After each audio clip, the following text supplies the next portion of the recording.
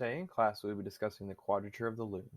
However, before we get into this important theorem, we must first talk about its creator.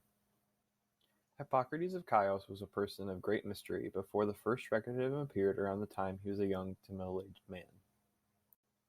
According to these records, Hippocrates got into trouble with a group of pirates, and lost all of his possessions and was left abandoned by this group that he had been traveling with.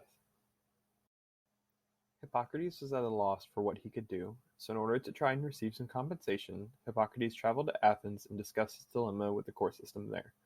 While living in Athens during this time, Hippocrates became involved with the great philosophers and thinkers in the area, and often dined with them in order to learn more about their work.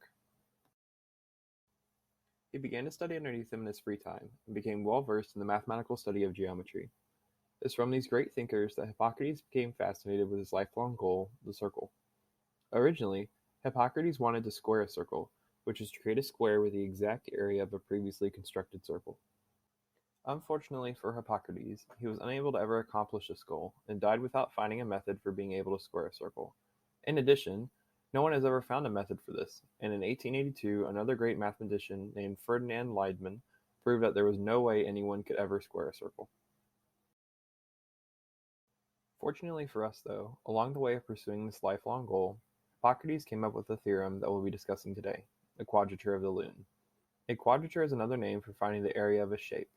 More accurately, it is the process of creating a square with compass and straight edge that has the same total area of the shape or surface that you want to mimic or recreate.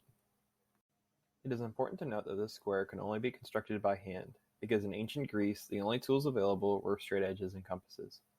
We will be discussing today, in class, how Hippocrates originally came up with the means to find the area of this unique shape, the lune, or the concave shape formed by two circular areas. I hope now all of you have a great understanding of who Hippocrates was, and are ready to work through Hippocrates' proof of solving the quadrature of the lune.